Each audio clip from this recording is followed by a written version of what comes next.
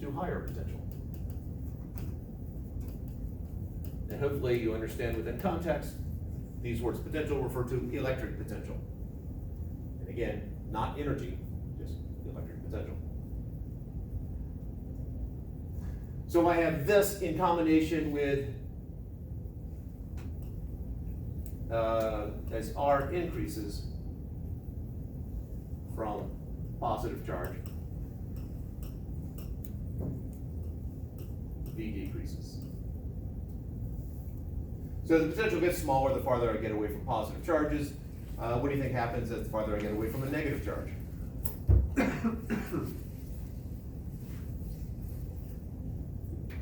You just said positive goes higher? Or Positive goes higher.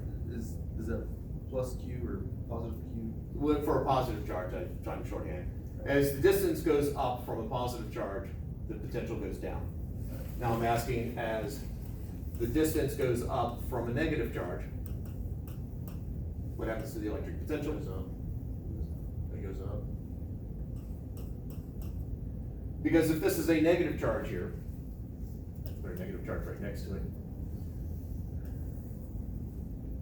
Let's say that becomes -4, -2, -1. That potential definitely is getting larger. -1 is bigger than -4. So a combination of these two things explains positives attracting, try that one again. Like repelling, opposites attracting, because if I've got a positive charge here,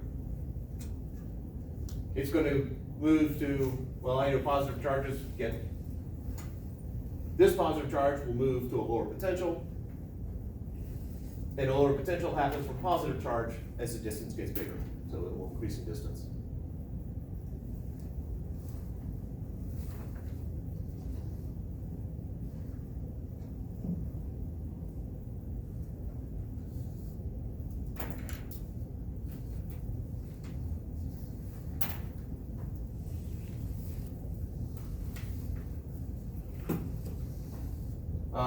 Quick side note, I had that you were taking the quiz on chapter 18 on Wednesday.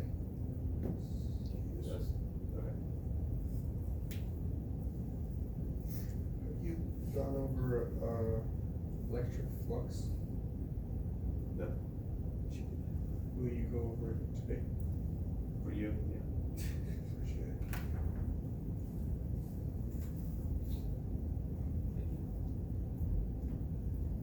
Other questions? Okay.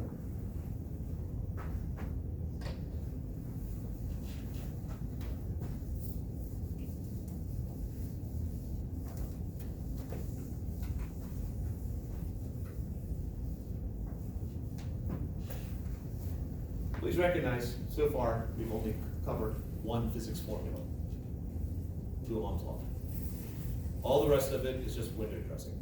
It's math and definitions. When it comes to electric flux, again, just math and definitions. It's still at the heart of it is Coulomb's law.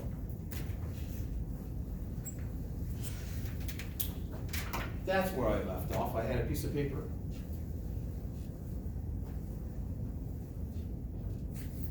All right, I have a piece of paper here. I need to somehow, did I pause for questions? Yes. Okay. I have a piece of paper here, and imagine I've got my electric field moving this way. To my left, your right, presumably. And think of them as arrows. I've got a bunch of arrows shooting that way. What can you tell me about the arrows that penetrate the piece of paper like this, then like this? They're gonna be more for the first one. Okay, so if I want to somehow have some indication of the electric field in a certain area, whatever I come up with mathematically has to account for the fact that I'd have more this way than that way. We're not doing some Robin Hood kind of thing where I can split the edge over and over again.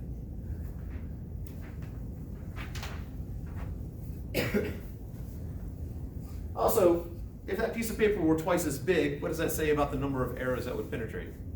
More arrows than penetrate. Should be double. All right, So whatever I come up with has to somehow account for the size of the piece of paper. So I need to take into account the size of the piece of paper and also the orientation of the paper with respect to the electric field. Now, since doubling the size would double the number of errors penetrating, suppose I tripled the size of the paper. It should be this triple. Yeah. So what we're talking about here is multiplication. And what are the two types of multiplication with vectors? Dot product, cross product. All right. Dot product.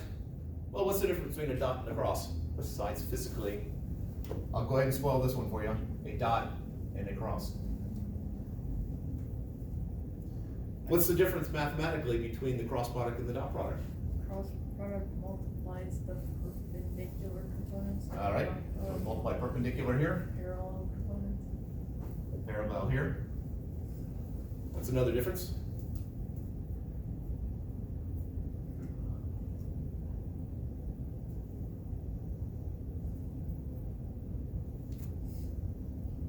What's another word for cross product or another word for dot product?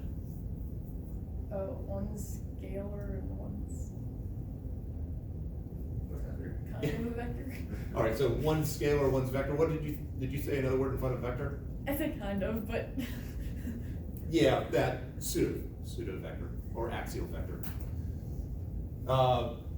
Which one's scalar product and which one's a vector product? Dot product, scalar. Yeah, this is scalar. This is vector. All right. And again, sort of a vector. It technically, cross product produces an axial vector or pseudo vector. Pseudo vectors and regular vectors will look, smell, and taste the same in anything you do in this class. All right, so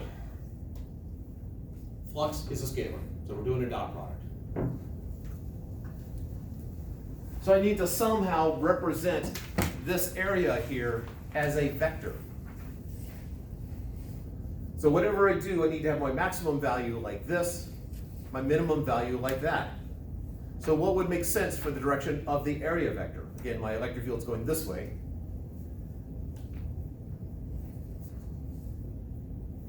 So, you made a hand gesture, I didn't know if you were. Is it perpendicular to the surface? It has to be. Because if it's perpendicular to the surface, that means my area vector is up like this. My electric field would be perpendicular to it because my electric field's going like that. In this case, my electric field is parallel or anti-parallel to the surface, and I'll get my maximum value. I'm sorry. But this way, if it's coming through this way. Right. And it's like this, then what it's hitting is in its direction. No, so if my area vector is perpendicular to the surface, Your area vector is. area vector is, the magnitude is the area, Okay. and the direction is a vector pointing perpendicular to that surface. Okay. Because if you did not do it perpendicular, what direction could you pick? You pick the length, you pick the width, you pick the diagonal. I mean, it becomes a lot more nebulous. Okay. So they came up with this system of the area vector is always perpendicular to the surface. Okay. And So- I think. You good? Yeah. All right. So if it needs to be perpendicular to the surface, then I said I had, area vector like this, but isn't that also perpendicular? Yeah, pointing downwards. If I have a flat surface, it's pointing up perpendicular and pointing down, aren't they both perpendicular? Yes. So which one do we pick? The one value should be the same. You assume it's the same? Well, unless it, well, no, one side is hitting more than the other, because it's like hitting one side then.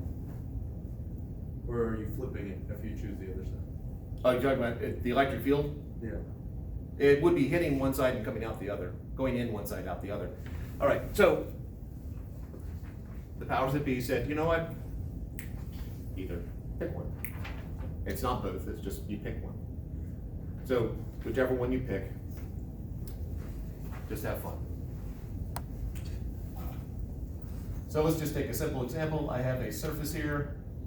My attempt to draw three-dimensional, a very bad attempt to draw three-dimensional, but that's a three-dimensional coming out this way.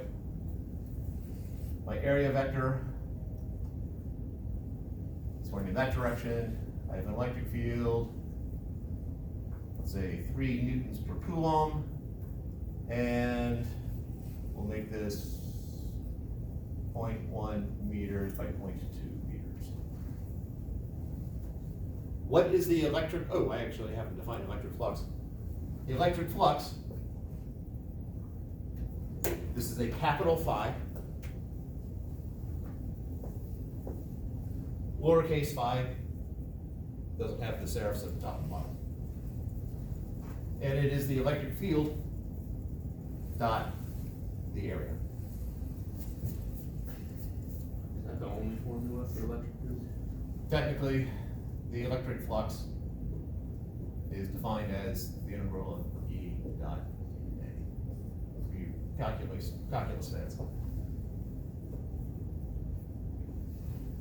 If the electric field is constant, it boils down to this.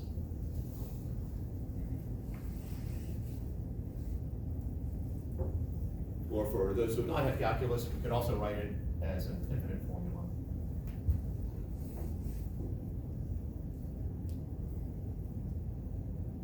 E sub I equals 1 to 50.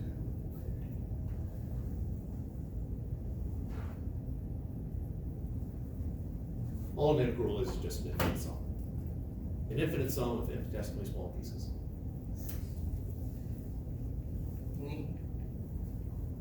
It's just really small. So, would you just multiply the 0.1 by 0.2 to get 0.02? Yep. And then multiply that by the 3, which gives you like 0.06. I don't know the units. What would you multiply? Meters by Newton coulombs? Not meters. You're squared? Meter squared times, Newton per coulomb. yeah, so Newton meter squared. And there is no one word for that. I don't know why, but they just haven't done it Make one. yet, if you wish. It's only 1 coulomb, not coulomb squared.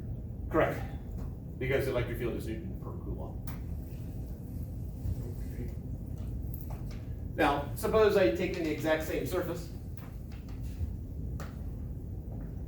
0.1 meters by 0.2 meters, and I said my area vector was going the other direction, but my electric field is going this way. So my electric flux. So what's my electric flux now? Negative of that? So my electric flux is negative 0.06 Newton meter squared per coulomb, or I guess meter squared newtons per coulomb. It's So, if you have, I'm just gonna call it a wall or a surface. Okay. And it bounces off, say, like the electric field bounces off of it, that's gonna be negative, and if it goes through it, it's positive. No, if it goes in the same direction as the electric field, Oh, okay. positive goes opposite the electric field. Okay.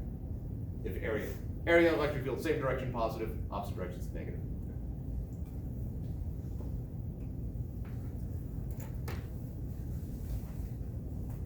Is there a way, I know we just started this, but is there a way to tell if it will go against the current or with the current? Or with the field against the field? Yeah. Yeah, it's what you say it is. If I have an open surface, so let's get down to this particulars of it. If it is an open surface, an open surface means I can get from one side to the other without having to pass through it. Okay. It's an open surface, that piece of paper is an open surface because I can get from one side to the other without having to go through it. If that's the case, technically it can be either one. Traditionally, people pick the direction of the electric field, so you get a positive flux, but it really doesn't matter. Whatever you pick, stick with it. If it's closed surface? If it's a closed surface, then the electric field goes outwards. So if I have a sphere,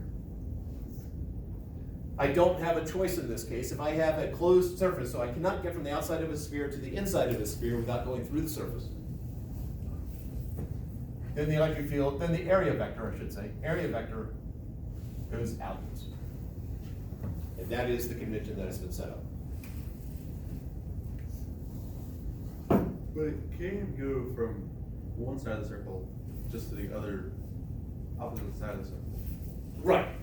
But it can't go from inside out, one So side. You just choose that point, or is, because it's a circle, all of the outside is one side and then the inside is the other side? Yes. Yeah, that's what is meant by that. Because once it's a closed surface, there is an inside and outside. Okay.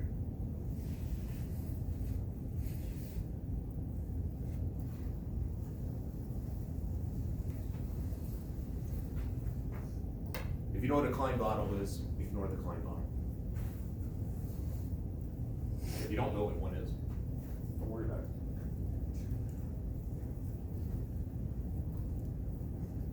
Isn't that weird bottle that is like, has a hole in the middle of it and it's just a weird shape? Yeah. My eyes. Yeah.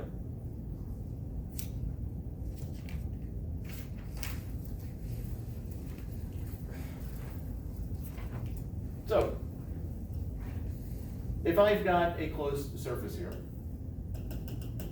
whatever shape you want, it doesn't have to be a circle. Matter of fact, let's, Could it be a rectangle, just like the inside of the rectangle? it's gotta be, if it's just a rectangle, that's a two-dimensional object, so. Like a, I guess, So, a box. yeah. Alright, so if I've got a box here, of varying thicknesses of the edges apparently. If I have an electric field going in and out, like that, put it in an angle if you wish. I have just as much electric flux going in as I do going out. Sorry, I have just as many electric field lines going in as I have electric field lines going out. The electric field lines going in equals the number of electric field lines going out. My total flux is 0. So if the electric field lines in equals number of electric field lines out, then the flux equals 0. So not a vector.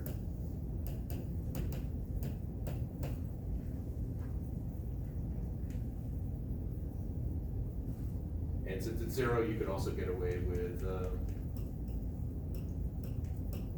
dying centimeters squared per stack rule.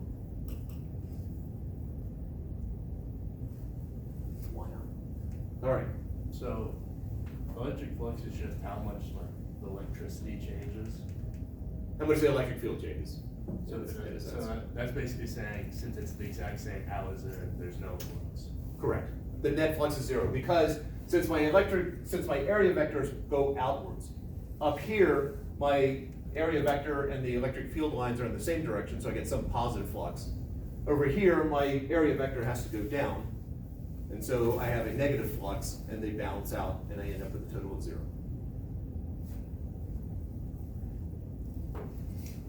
So in those examples over there, there'd be a different amount of lines coming out. Oh, over here? Yeah. Well, that's an open surface. We're talking closed surfaces over there.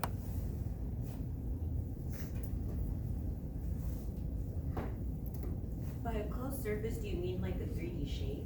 Yeah, definitely a 3D shape. There's an inside and an outside. And there's no way of getting from one side to inside to the outside. That's probably better wording than one side to the other side. You can't get from the inside to the outside without passing through the surface. That makes it closed.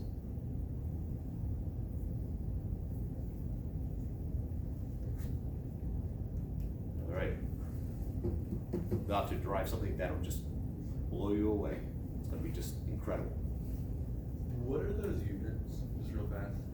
The last one? In the CGS system, so the MKS, SI system is the same as the MKS, meters, kilograms, seconds are the primary ones. The CGS system, it's centimeters, grams, and seconds.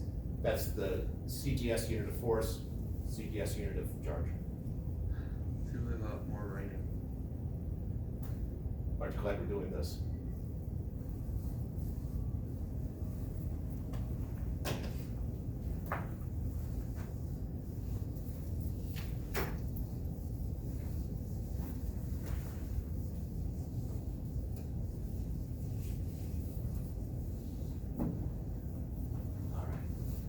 So, if I have a charge Q, and I have a sphere centered at point Q, or centered where the charge is, or the charge is at the center of the sphere, that's probably better.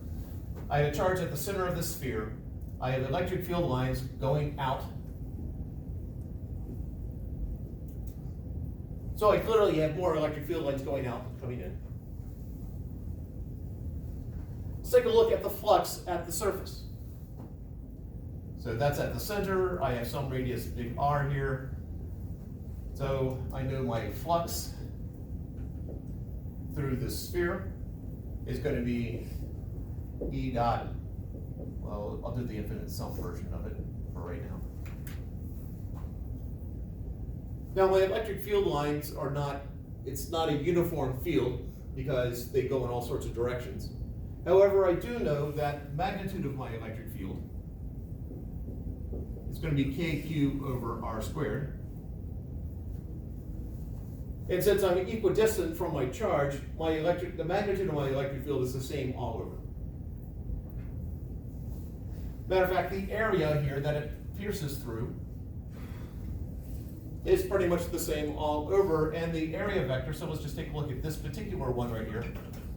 My area vector,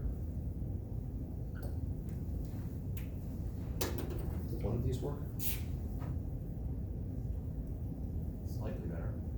My area vector is towards the outside. The area vector is perpendicular to the surface, and so at this point right here, despite the way I've drawn it, my electric field and my area and that area vector, this tiny little piece right here, are in the same direction.